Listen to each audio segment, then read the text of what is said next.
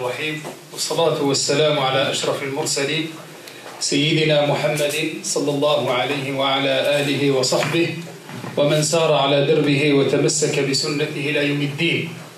سبحانك لا علم لنا إلا ما علمتنا إنك أنت العليم الحكيم. سبحانك لا فهم لنا إلا ما فهمتنا إنك أنت الجواد الكريم. رب اشرح لي صدري ويسر لي أمري واحلل عقدة من لساني يفقه قولي. Tout d'abord, je tiens à remercier nos frères du Havre du Savoir, de l'association Le Havre du Savoir, qui m'ont permis d'être parmi vous aujourd'hui afin de discuter d'un sujet très important. Je les remercie pour leur organisation, pour leur volonté, et également je tiens à vous transmettre le salam de vos frères et de vos sœurs de Marseille.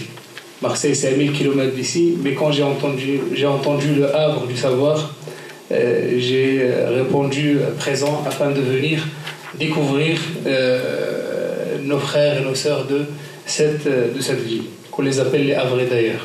C'est bien ça? C'est ça. Allez, mon intervention, on va parler ensemble d'un sujet qui est très important pour le croyant, pour le musulman, qui est la lecture du noble Coran, qui est la méditation du noble Coran, mais on l'a lié, on l'a associé à un moment particulier de l'année, c'est le mois de Ramadan. D'où vient ce titre-là? Avant d'entamer cette présentation, j'aimerais que chacun de nous se pose quelques questions, et chacun de nous, il doit connaître les réponses, il connaît très bien les réponses. Un questionnement sur soi. Poser quelques questions. La première, que représente le Coran réellement aujourd'hui dans notre vie? Chacun de nous doit se poser cette question. Moi et le Coran, où nous sommes? Chacun de nous doit se poser la question, ou bien chacun de nous connaît est-ce qu'aujourd'hui il a ouvert le Coran al-Karim ou pas? Ce samedi matin, avant d'arriver à l'intervention, alors qu'il sait très bien qu'il va assister à ce séminaire, est-ce que chacun de nous a pris la peine d'ouvrir le Coran al-Karim ou pas? Ou plutôt, y a-t-il parmi nous quelqu'un qui a ouvert le Coran dans cette semaine ou pas? Ou y a-t-il quelqu'un parmi nous que dans son programme de ce samedi soir, il y a le Coran al-Karim ou pas? Chacun de nous, ce matin, avant de sortir de chez lui, il a vérifié s'il avait son portable ou pas. Y a-t-il parmi nous que ce matin, avant de sortir, il a vérifié bien s'il avait son Coran ou pas? Chacun de nous, depuis ce matin, il a ouvert son smartphone, il a ouvert plusieurs applications, Facebook, WhatsApp. Y a-t-il quelqu'un parmi nous que ce matin, ou bien depuis ce matin, a pris la peine d'appuyer sur l'application de Coran ou pas? Chacun de nous connaît la réponse.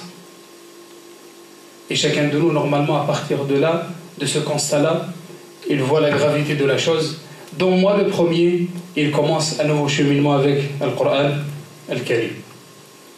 Quand on sort de chez nous, qu'on a oublié notre portable, on est stressé, on est en panique. Et s'il faut, on fait demi-tour.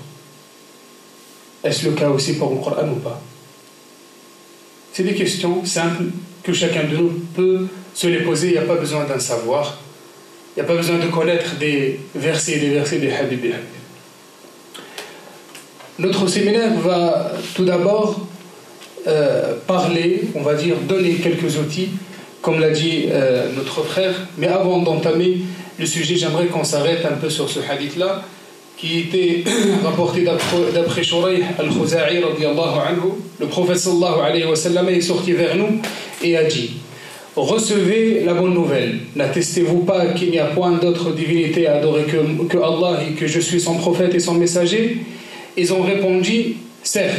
Le prophète sallallahu alayhi wa sallam a dit: certes, ce Coran a un côté dans la main d'Allah et l'autre côté dans vos mains. Accrochez-vous à lui, car vous ne vous égarez jamais et vous ne perdez jamais après lui. C'est un très beau hadith. Ce Coran a un côté dans la main d'Allah et l'autre côté dans vos mains. On va tout d'abord parler de le premier point. Je pense que le document vous a été distribué. Le premier point, c'est l'homme et le Coran. Quelle est cette relation entre l'homme, c'est-à-dire l'être humain, et le Coran al-Karim?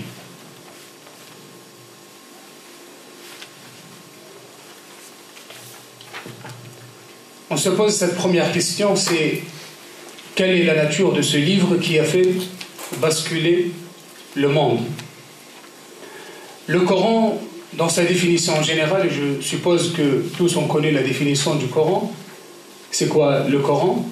Le Coran, dans la définition générale, on dit que c'est la parole de Allah Tabaraka wa Ta'ala, le discours inimitable qu'Allah Tabaraka wa Ta'ala a révélé à son prophète Mohammed sallallahu alayhi wa sallam par l'intermédiaire de l'ange Jibril alayhi salam.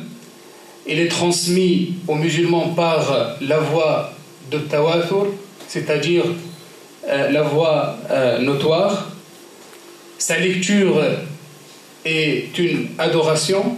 Il est transcrit sur un support appelé Al-Mushaf. Il met au défi les hommes et les djinns pour composer un texte semblable.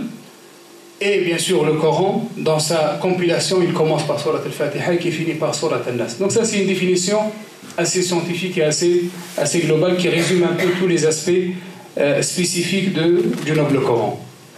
Mais moi, j'aimerais qu'on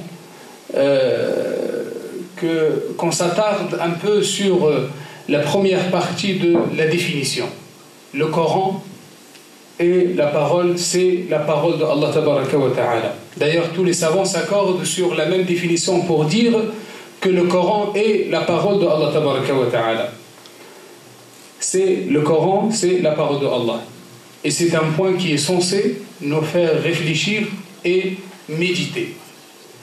Médite sur la parole d'Allah, ou plutôt pose-toi la question: qui es-tu pour qu'Allah Tabaraka wa Ta'ala t'adresse la parole? Dans la définition, le Coran, c'est la parole de Allah et la parole de Allah. On apprend cette définition par cœur et on la répète. Mais en lisant cette définition, pose-toi la question: qui suis-je pour qu'Allah Tabaraka wa Ta'ala m'adresse la parole? C'est un honneur. Et c'est pas n'importe quoi. Qui es-tu pour qu'Allah Tabaraka wa Ta'ala t'adresse la parole? C'est la parole de ton Seigneur, celui qui t'a créé. Un livre, le Coran, c'est un livre riche en enseignements, en miracles et en secrets. Une seule lettre ne veut rien dire, sauf si elle fait partie d'un mot. Mais quand on parle du Coran al-Karim, prononcer une lettre coranique est une hasana. Et la hasana, elle est multipliée par 10. Le prophète sallallahu alayhi wa sallam, comme le rapporte Ibn Mas'ud radiyallahu anhu, le messager de Dieu sallallahu alayhi wa sallam a dit: celui qui récite une lettre du livre de Dieu aura une bonne action qui sera décuplée par 10. Je ne dis pas que Alif Lam Mim est une lettre, mais le Alif est une lettre, le Lam est une lettre et le Mim est une lettre. Quand on dit Alif Lam Mim, on ne comprend pas ce qu'on est en train de lire. Et malgré cela, on a la récompense de Allah Tabaraka wa Ta'ala. À partir de là, quelques savants ont déduit une règle très importante.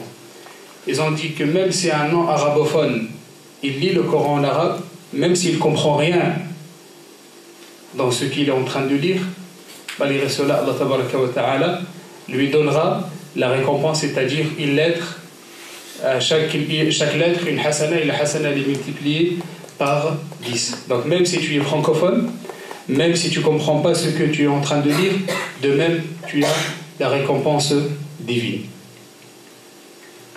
Donc quand on voit un peu cette petite introduction, on se pose cette question: quelle est donc la nature de ce livre? À travers les versets qu'Allah Tabaraka wa Ta'ala a cités dans le Coran, on trouve que Al-Qur'an al-Karim est une âme, un esprit.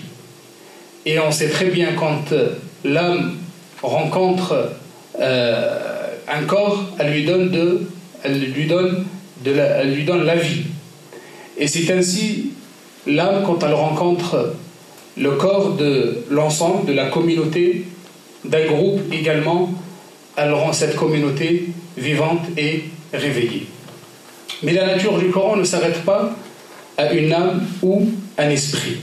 C'est plus que cela. Le Coran est aussi une lumière. Le Coran est aussi une lumière. Quand on parle de lumière, on parle d'éclaircissement. C'est-à-dire tout ce que la lumière peut apporter. Dans la lumière, on se sent plus en sécurité. On sait d'où l'on vient, vers où l'on se dirige. Dans la lumière, on voit les choses telles qu'elles sont. Sans elle, sans la lumière, nous sommes dans l'obscurité. Quand on parle d'obscurité, on parle de noirceur avec tous ces dangers. Allah tabaraka wa ta'ala dit dans un verset وَكَذَلِكَ أَوْحَيْنَا إِلَيْكَ رُوحًا مِنْ أَمْرِنَا مَا كُنْتَ تَدْرِي مَا الْكِتَابُ وَلَا الْإِيمَانُ وَلَكِنْ جَعَلْنَاهُ نُورًا نَهْدِي بِهِ مَنْ نَشَاءُ مِنْ عِبَادِنَا. Allah nous montre dans ce verset-là les deux aspects que je viens de parler, les deux particularités du Coran, ou bien les deux choses qui définissent le Coran al-Karim, qui sont que le Coran est une âme et aussi une lumière. Allah dit dans ce verset-là, et c'est ainsi que nous t'avons révélé un esprit, une âme, le Coran, provenant de notre ordre. Tu n'avais aucune connaissance du livre ni de la foi, mais nous avons fait une lumière, c'est-à-dire le Coran al-Karim, par laquelle nous guidons qui nous volons parmi nos serviteurs, et en vérité tu guides vers un chemin droit. Donc une âme et une lumière. Le rôle du Coran dans la vie du musulman, bien quel est son rôle? Quel est l'intérêt de lire ce livre-là? Le rôle du Coran, c'est la guidance. Al-Hidayah. Et l'Hidayah, c'est quelque chose qu'on implore Allah tabaraka wa ta'ala, qu'on invoque Allah tabaraka wa ta'ala 17 fois par jour dans nos prières obligatoires, si on ne fait pas d'autres prières surérogatoires. Dans Surat al-Fatiha, quand on dit Alhamdulillahi Rabbil Alamin, Ar-Rahman Ar-Rahim, Malik Yawmiddin, Iyaka na'budu wa iyaka nasta'in, Ihdina as-sirata al-mustaqim. Allah, guide-nous vers le droit, guide-nous dans le droit chemin. Donc on la répète 17 fois. Al-Subh, Dhuhr, Al-Asr, Al-Maghrib et Al-Isha. Ihdina as-sirata al-mustaqim. Quand on analyse un peu Surat al-Fatiha, et essayez de l'analyser en même temps que moi, quand on analyse Surat al-Fatiha, on trouve qu'avant ce verset-là, on trouve qu'il y a une certaine introduction à cette invocation. Alhamdulillahi Rabbil Alamin, Ar-Rahman Ar-Rahim, Malik Yawmiddin. Iyaka na'budu wa iyaka nasta'in. Jusque-là, c'est une introduction pour demander quelque chose. Qu'est-ce qu'on demande? On demande à Allah tabaraka wa ta'ala de nous guider. Et après cette invocation, on voit qu'il y a les détails, ou bien on détaille un peu plus notre demande. Guide-nous dans le droit chemin, le chemin ceux que tu as bien guidés, évite-nous les deux chemins, le chemin des égarés et le chemin de ceux qui ont encouru ta colère. Donc on voit qu'il y a une introduction, qu'il y a une explication. Mais moi je cherche la guidance, où je vais la trouver? Je veux être guidé, où je vais trouver le manuel qui va me guider? Ça, on trouve la réponse dès le premier verset de la sourate suivante qui vient juste après, qui est sourate al-Baqarah. Dès le premier verset, Allah tabaraka wa ta'ala, il parle de la guidance. Allah tabaraka wa ta'ala dit Alif Lam Mim, Dhalika al-kitabu la rayb fihi hudan lil muttaqin. Alif Lam Mim, c'est un livre au sujet duquel il n'y a aucun doute. Et ce livre-là, c'est un guide pour les pieux. Donc tu cherches la guidance, tu demandes la guidance. C'est quoi la guidance? Où tu vas la trouver? Tu vas la trouver dans Al-Qur'an Al-Karim. Fihi hudan. Dans ce livre-là, ce livre-là, c'est un guide pour les pieux. D'ailleurs, il y a un chapitre, ou peut-être même une séance dédiée à ce qu'on appelle la liaison ou le lien qu'il y a entre la fin d'une sourate et le début d'une sourate. Vous savez que le Coran, si on analyse bien, on trouve que la fin d'une sourate elle se termine par quelque chose En général, dans les premiers versets de la deuxième sourate, Allah tabaraka wa ta'ala revient sur le sujet soit en détail, soit en envoyant un petit signe. Il y a également un lien entre le début des sourates et la fin des sourates qu'on appelle dans les sciences de Coran, c'est ilm tanasub, khawatim wa fawatih as-suwar, et également fawatih wa khawatim as-suwar.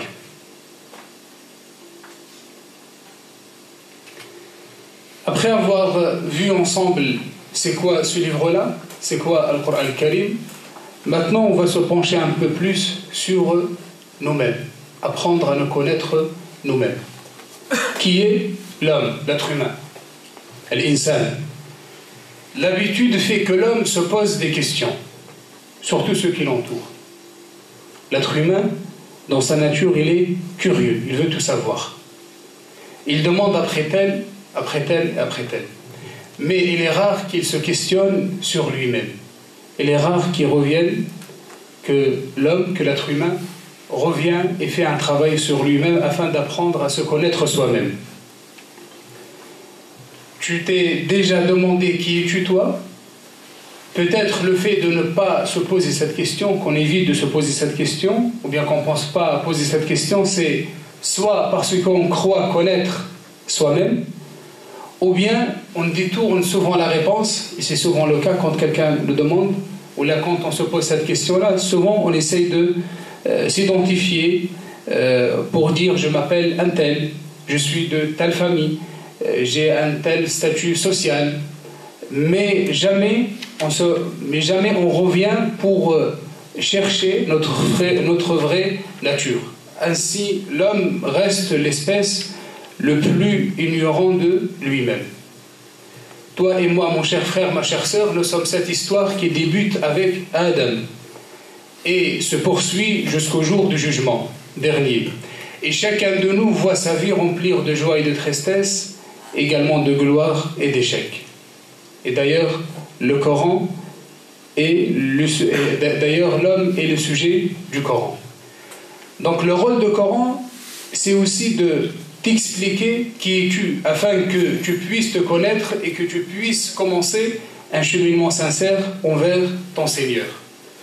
Se connaître soi-même, apprendre à connaître soi-même, connaître sa vraie nature est la première étape pour un cheminement réussi. Et ce n'est pas une coïncidence d'ailleurs si on trouve que le premier verset révélé lit au nom de ton Seigneur. Qui est ton Seigneur? C'est celui qui t'a créé, celui qui a créé l'homme d'une adhérence. Donc dès le premier verset révélé, Allah nous parle il dit à son prophète, lis au nom de ton Seigneur. Qui est ton Seigneur? C'est celui qui t'a créé. Donc on revient à la création de l'homme, on revient afin qu'Allah tabaraka wa ta'ala veut te parler de toi-même, qui es-tu? Dans les versets suivants et dans les différentes sourates révélées, on trouve l'explication de qui est l'homme. D'ailleurs, si on prend le début de Surat al-Baqarah, dans les pages premières de Surat al-Baqarah, Allah tabaraka wa ta'ala nous parle de la création de l'homme, il nous parle de l'histoire de Adam. Et dans le Coran, si on médite sur quand Allah tabaraka wa ta'ala nous parle de l'histoire de l'homme, souvent quand Allah nous parle de l'histoire de l'homme, de l'être humain, tout de suite après il y a un verset ou deux versets ou plusieurs versets qui vont nous parler de Shaitan.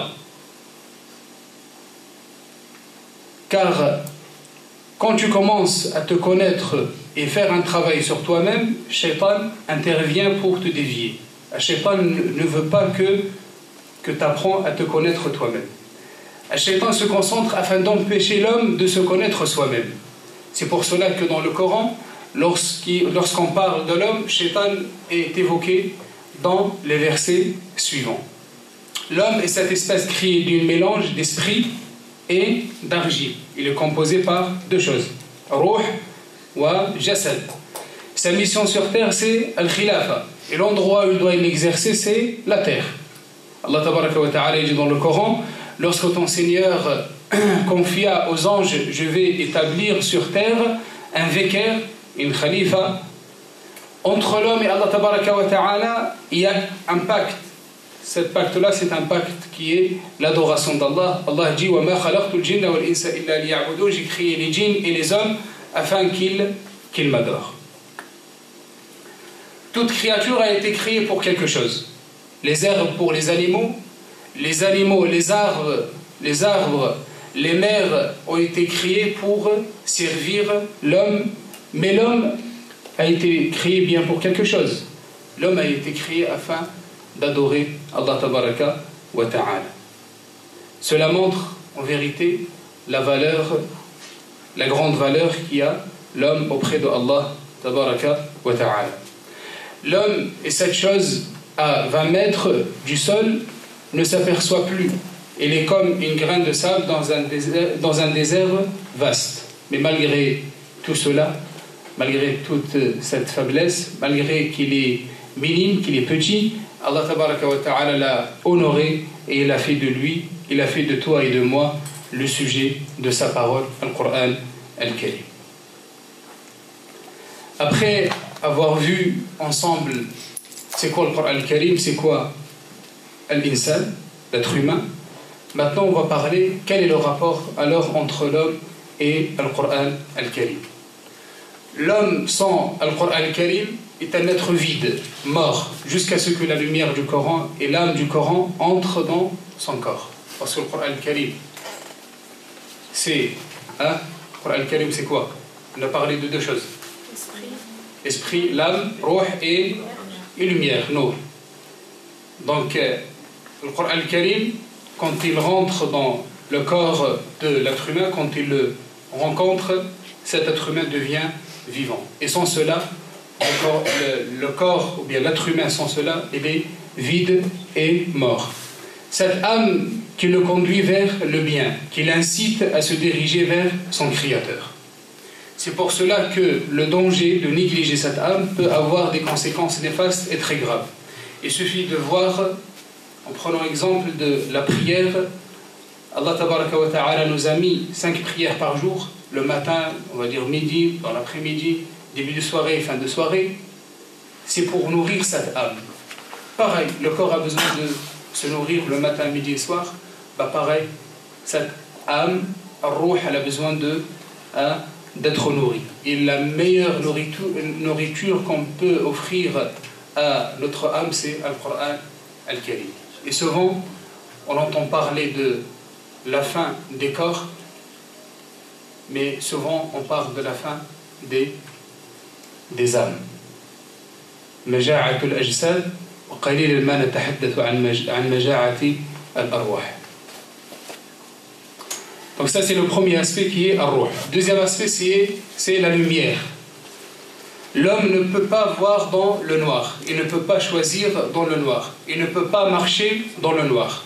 Il a donc besoin d'une lumière. Cette lumière divine est la lumière de Al-Qur'an Al-Karim.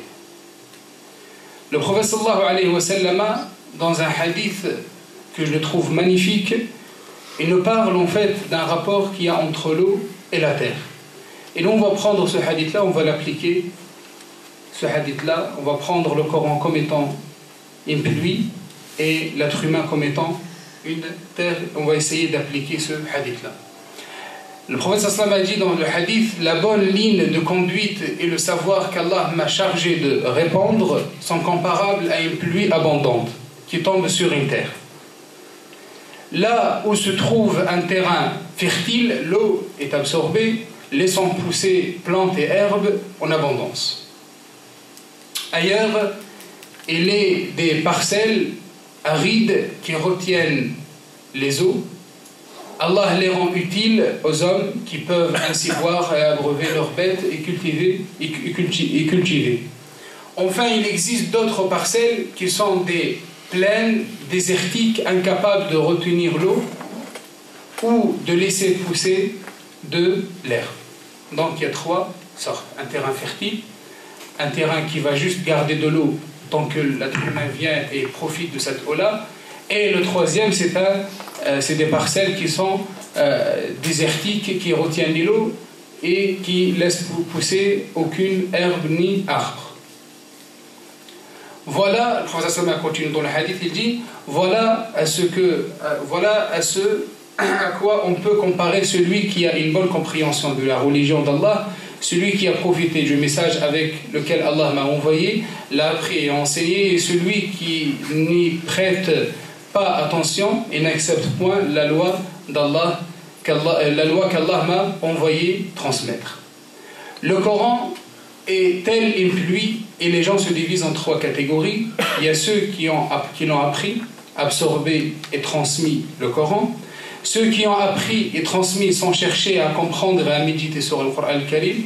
Et au final, la troisième catégorie, c'est ceux qui ne sont même pas donné la peine de se rapprocher du Coran, ni l'apprendre, ni le transmettre, ni aider à faire évoluer les gens vers et pousser les gens vers le Coran al-Karim. La question qu'on se pose tous, c'est comment revenir au Coran al-Karim, comment revenir au Saint-Coran. Pour revenir au Saint-Coran, on a besoin de trois cadres. Le premier cadre, c'est le cadre familial. Quand on parle de cadre familial, on parle surtout du père et de la mère. Le meilleur cadeau que tu peux offrir à ton fils, c'est de le mettre sur le chemin de le Coran al-Karim. C'est la meilleure chose que tu peux offrir à ton fils. Un papa est venu voir un professeur en lui disant « Apprends à mon fils les bonnes valeurs, les bonnes manières. Apprends à mon fils le comportement. Apprends à mon fils, donne-lui de la connaissance. » Le professeur, il répond à ce papa en lui disant « Apprends à ton fils le Coran al-Karim. Le Coran al-Karim va lui apprendre toutes choses. Mets-le sur le chemin de Al-Qur'an al-Karim. » Il faut que des assises de Al-Qur'an al-Karim dans nos foyers, il faut que ça devienne une habitude.